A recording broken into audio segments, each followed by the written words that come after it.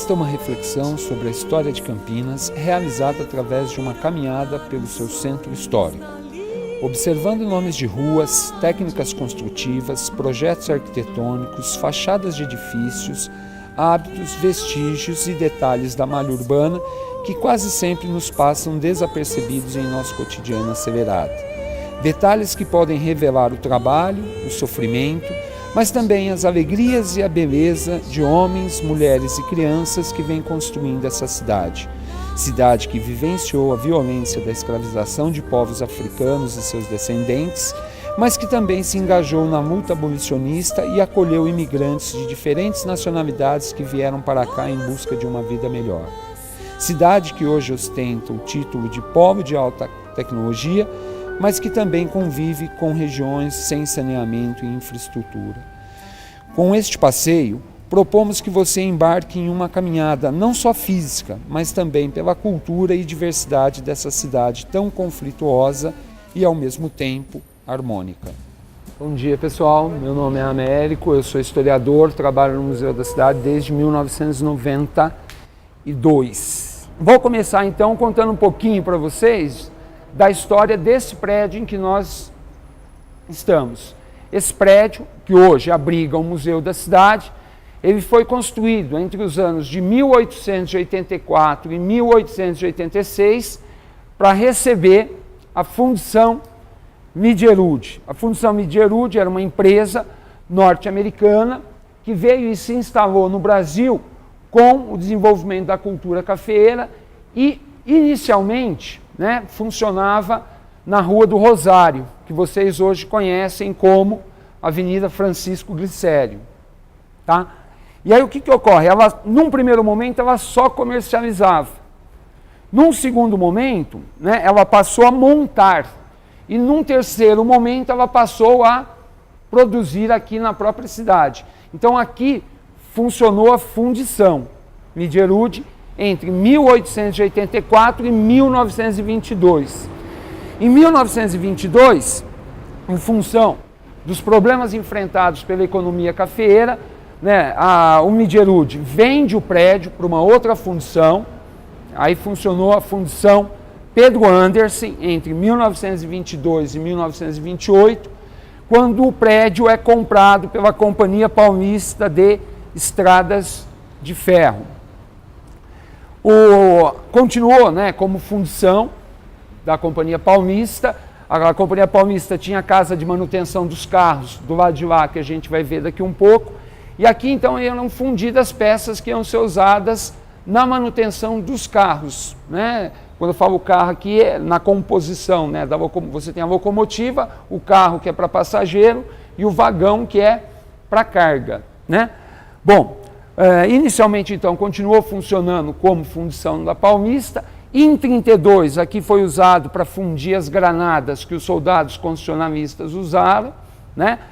Quando a ferrovia passa a enfrentar a concorrência maior do novo modal de transporte, o transporte rodoviário, a fundição deixa de funcionar. A Paulista concentrou suas linhas de manutenção em Jundiaí e Rio Claro, e aí passou a funcionar aqui como um entreposto comercial. Fins da década de 60, anos 70, quando junta todas as companhias, dando origem à FEPASA, o prédio passa a ser da FEPASA e passa a funcionar como estacionamento. Nos anos 80, o prédio fica desativado. 1987, obras do túnel. Era prevista a demolição desse prédio. Só que o que acontece? A cidade se ressentia de uma série de demolições que ocorreram a partir da aprovação do Plano de Melhoramentos Urbanos. Em 1936, foi formada uma comissão, que ficou conhecida como Comissão de Melhoramentos Urbanos. Foi convidado o Prestes Maia, que veio e fazia parte dessa comissão, tanto é que muita gente vai chamar esse plano de Plano Prestes Maia, e ele começa a projetar a cidade do futuro. E aí é que que a gente vai passar a perceber que nesse projeto a cidade passa a se articular para um modal do transporte rodoviário. Surge então a ideia desses círculos concêntricos, que se vocês forem pensar, o centro da cidade tem vias expressas, né, que são círculos concêntricos, né? Então você pega, por exemplo, Orozimbo Maia, Radial Penido Burnier, Senador Saraiva, Moraes Salles, né? Aí até a Norte-Sul, ou você pode pegar um círculo maior, né? Que aí você vai até Aquidauã. Aí o que ocorre? Demoliu-se Igreja do Rosário, demoliu-se parte do Palácio da Mogiana, e quando vieram para demolir esse prédio, existia uma associação que havia se formado, chamada Associação Preservacionista Febre Amarela, composta fundamentalmente por arquitetos, urbanistas, historiadores, escritores, e eles impediram a derrubada do prédio. Eu costumo brincar, né, que os operários vieram para demolir, eles promoveram um abraço simbólico ao prédio, teve o início daquela confusão, foi todo mundo chamado para tomar um cafezinho com o delegado de polícia ali no primeiro DP, né, que também é um prédio histórico do Ramos de Azevedo, né, e o prefeito à época voltou atrás. Em 91 abre-se o processo de tombamento, né, e o prédio vai ser finalmente tombado como patrimônio histórico cultural da cidade. Em 92, por opção da prefeitura, o prédio passa a abrigar o museu da cidade, né? A primeira exposição se chamou O Homem, a Cidade e o Tempo, e aí a perspectiva era que o museu recebesse exposições e trabalhasse com o seu acervo, contando a história da cidade. Qual é o grande fato inovador do Museu da Cidade, do conceito, do projeto?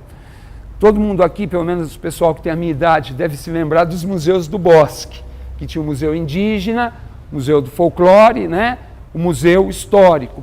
Então, o que ocorre? A equipe do museu, naquela época, entendia que era preciso fundir. Por quê?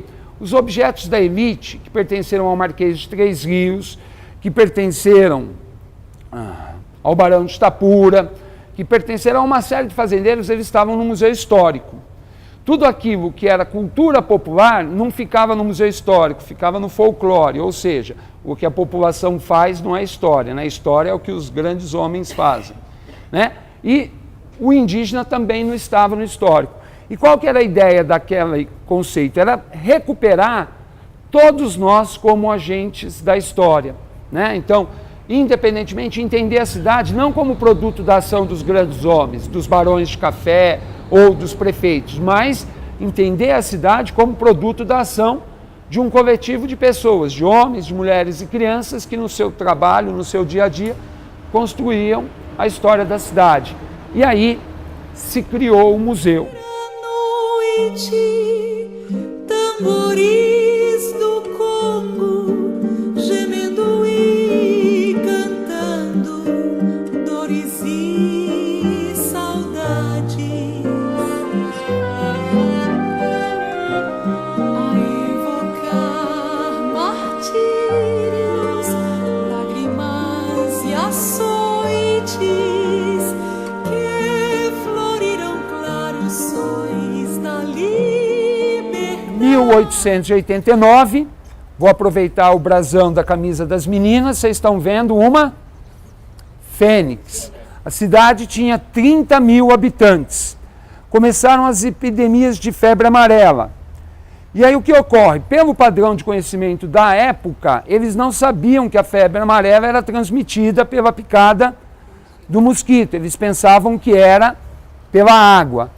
O comendador William Clark Van Midgerud, que era o dono da fundição, ele criou uma associação, Associação Beneficente Midgerud, que era para auxiliar as vítimas da epidemia. E aí ele mandava buscar água em ele mandava buscar água em Rebouças, que vocês hoje conhecem como Sumaré, trazia a água, depositava a água aqui, para distribuir depois para a população. Tá? Por quê? Existia uma preocupação muito grande, porque a gente vai estar caminhando pelo centro e a gente se esquece, mas o centro da cidade, gente, talvez não seja a palavra mais adequada, mas ele era meio um pântano. Então, onde tem um mercadão, precisou ser drenado, tem nascente ali. O Largo do Pará tem a nascente do córrego do Tanquinho, que desce canalizado pelo Barão de Jaguara, vira César Berrenbach, que vai encontrar uma outra nascente que está na Praça Carlos Gomes, que encontra com outra nascente que a gente sempre lembra do Convivência, das infiltrações de cima, e se esquece das infiltrações de baixo, porque o Convivência também tem uma nascente canalizada, né? E aí elas se encontram, passam na frente da prefeitura e ali a gente não se lembra. A hora que só vai se lembrar a hora que chega lá embaixo, onde está o antigo gasômetro, o atual CPFL, subestação da CPFL ali, que de repente aparece um riacho, tá? Então, é um pouco isso. Então, eles viam essa água como algo perigoso. Então, mandava buscar água em Rebouças, que a gente conhece como Sumaré hoje. Rebouças é porque era uma estaçãozinha de trem, era um distrito de Campinas, né? E trazia água que eles consideravam boa para distribuir para a população. Lágrimas e açoites que floriram claros sóis da liberdade.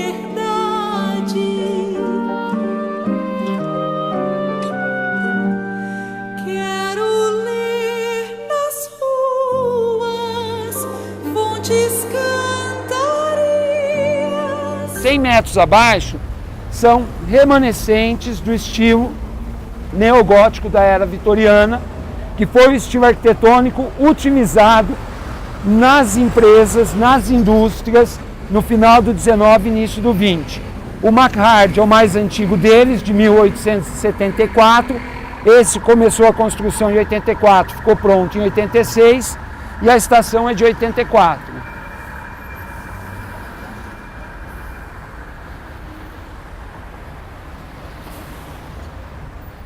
E aqui temos que pensar também o seguinte, viu, pessoal?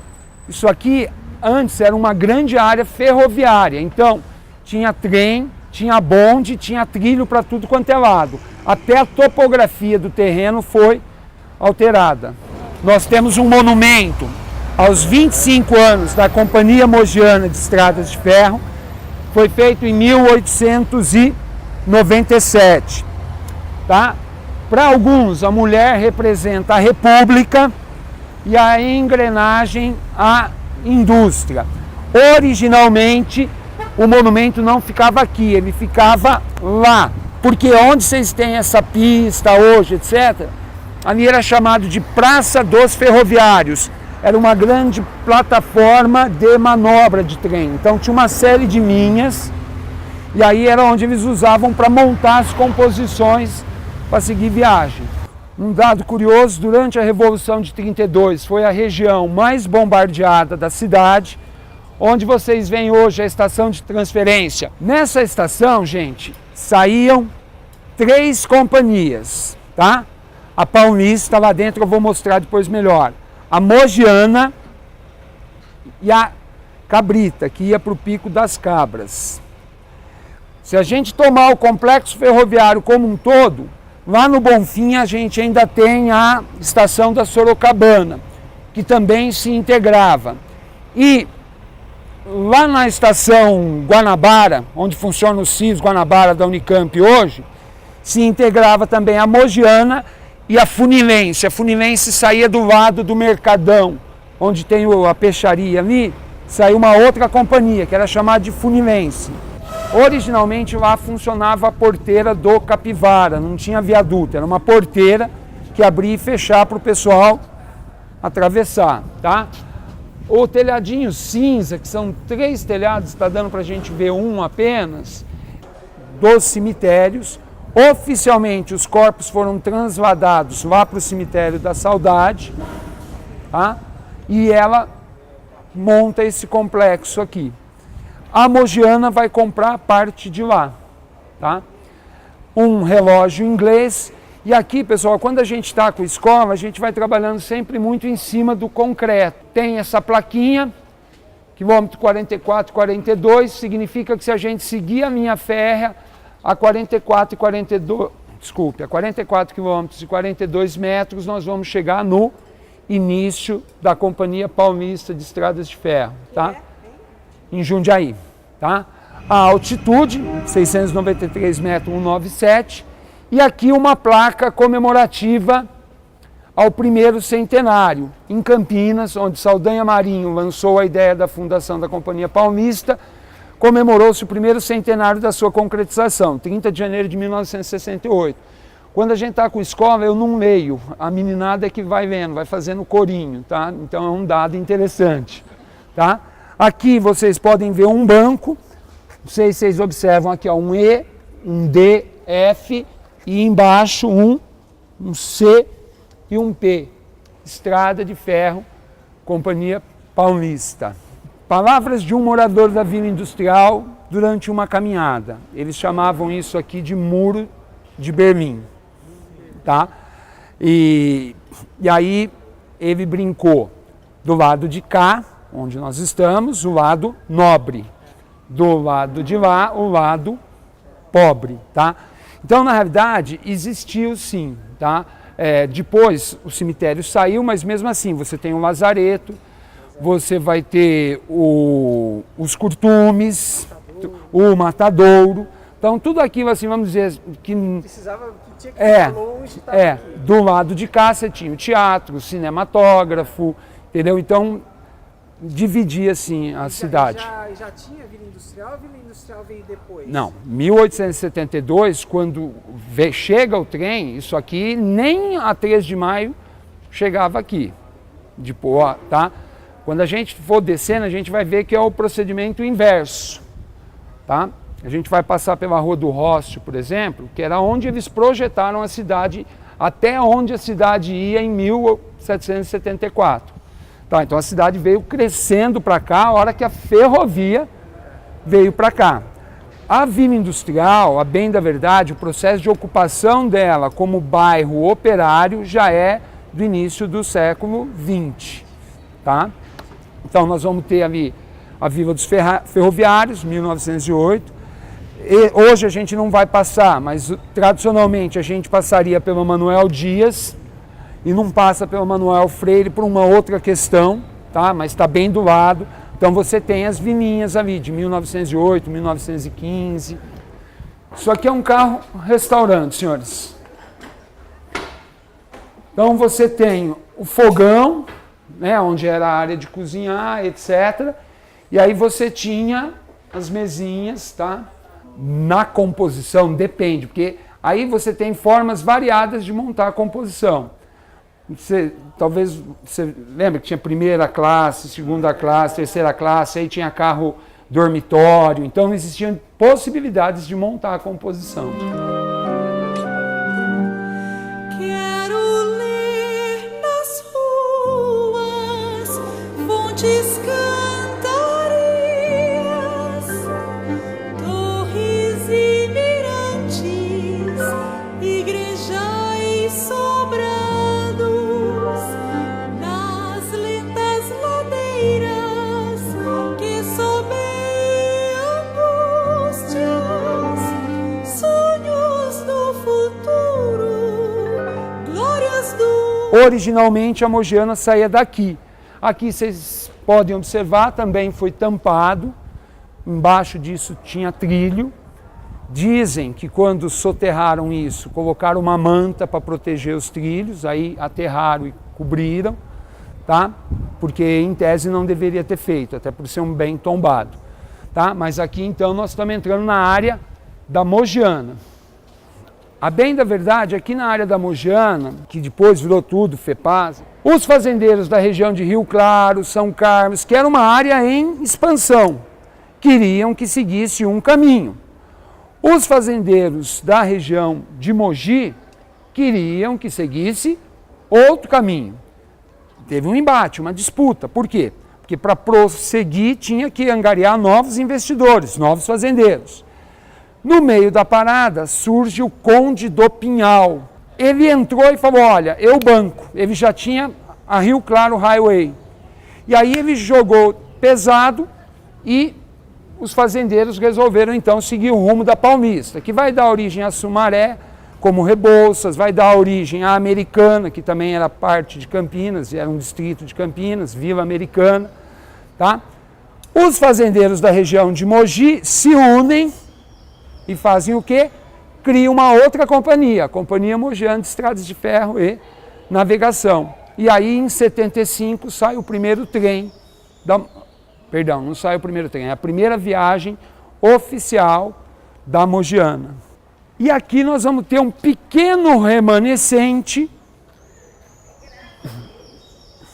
do que servia as locomotivas.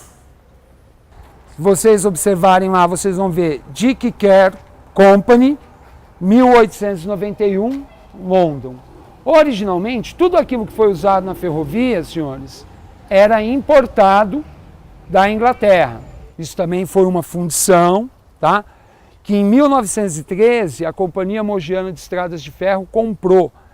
Vocês veem que a rua termina do nada ali? Essa rua prosseguia. O seguinte, até 1831, no caso de Campinas, Campinas foi a primeira cidade a ter um cemitério público. Até 1831, todos os enterros eram feitos, todos os enterros de quem tinha grana no interior da igreja. Quem não tinha grana, do lado da igreja. Em 1831, a prefeitura resolve criar um cemitério público. Por quê? Porque já começa bem embrionariamente a surgir lá as questões de saneamento, tá? No final do 19, início do 20, isso passa a normatizar a vida das pessoas. E aí ele desapropria esses terrenos aqui, porque pelo projeto a cidade não chegaria aqui. Pelo projeto de 14 de julho de 1774, a cidade não chegaria aqui, entendeu? Então a Câmara desapropria e aí monta aqui o cemitério dos não católicos, depois tem o cemitério da Irmandade do Santíssimo Sacramento, cemitério das almas, tá? E aí o cemitério público. E aí depois é que vai ser transladado para lá. Aqui, pessoal, Rua Venda Grande. Venda Grande, na realidade, era um engenho, vocês já devem ter ouvido falar na Batalha da Venda Grande, que até a EPTV fez uma minissérie, etc. Né? Se você passar em frente ao Cemitério dos Amarais, logo depois vai ter uma avenida. Então, Venda Grande é uma homenagem ao engenho, que é chamado Batalha da Venda Grande, porque lá era um engenho. Aqui essa rua é Francisco Teodoro, como eu disse a vocês, ela prosseguia, tá? Francisco Teodoro foi o patrono da imprensa em Campinas. E por que a gente vem aqui, galera? Porque daquela primeira casinha lá, que a parte de cima tá branca, a parte de baixo tá rosa, até essa verdinha aqui, ó, as fachadas foram preservadas. Isso aqui é conhecido como Vila dos Ferroviários, foi construído entre 1908 e 1915, pela Companhia Paulista de Estradas de Ferro, que deixava os seus trabalhadores morarem aqui, tudo bem? A Manuel Dias e a Manuel Freire, lá embaixo, elas já são construídas por mestres de obras portugueses. Só que é interessante, se for lá e fizer uma prospecção na arquitetura, você vai ver que eles usavam um trilho de trem para a estrutura das casas, etc. Tudo material que foi obtido junto à ferrovia. Torres e mirantes, igrejais sobrados, nas lentas ladeiras que sobem angústias, sonhos do futuro, glórias do passado.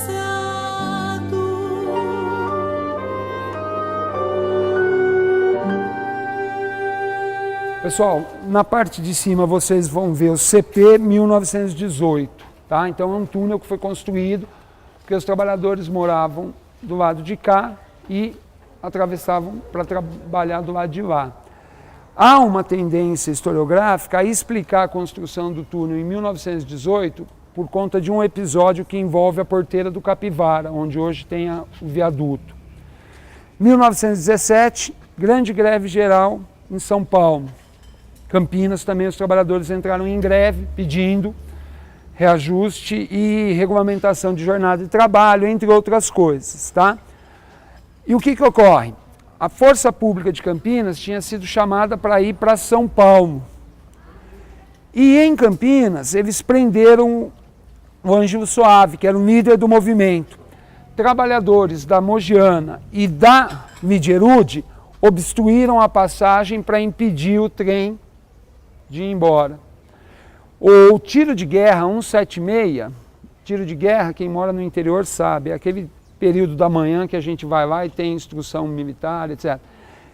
Foi enviado de Valinhos para Campinas para desobstruir a pista. O trem parou, o tiro de guerra desceu e abriu fogo, morreram 3 trabalhadores. Tá? Então, para alguns historiadores, esse túnel, a aceleração da obra para ela era prevista desde 1913, mas ele foi concluído em 18 por conta desse episódio. Esse símbolo CP foi doado pelo Conde do Pinhal. Sonhos do futuro, glórias do passado. Aqui a gente sai na rua Migerud, que é uma homenagem ao dono da fundição, ali o prédio do museu. Agora é o seguinte, pessoal, originalmente isso também não era rua, isso eram gavetas de trem, tá? Se a gente voltasse lá para trás. E vamos em direção à Rua da Boa Morte, que vocês hoje conhecem como Campos Sales. Por que Rua da Boa Morte? Porque era o acesso até o cemitério. Você sabe quanto tem de extensão esse túnel? Eu acho que é 160 metros. Aproximadamente. É. Américo, o CP era Conde Pinhal ou Companhia Paulista? Não, Pessoal- o CP de Companhia Paulista é uma coisa. É. O desenho Ah. vem do Conde do Pinhal. Ah, entendi. Por quê? Porque as famílias, elas tinham suas cores, suas insígnias, Entendi. tudo bem? Então, aí ele abre mão de usar e entrega para a companhia. Aquilo que antes simbolizava ele passa a simbolizar a companhia. Tanto é que depois ele não é conde, ele é visconde. É, depois é porque você tem, né? O cara vira barão. Na realidade, normalmente é comendador, barão, né? Conde, visconde, marquês. Existe uma hierarquia nobiliárquica. Agora, o que é muito interessante, no Império, então você tem Barão de Jaguara, Barão de Itapura, Barão de Itatiba, Barão Geraldo, já é uma casa diferente, mas nesses casos o título é uma homenagem ao local.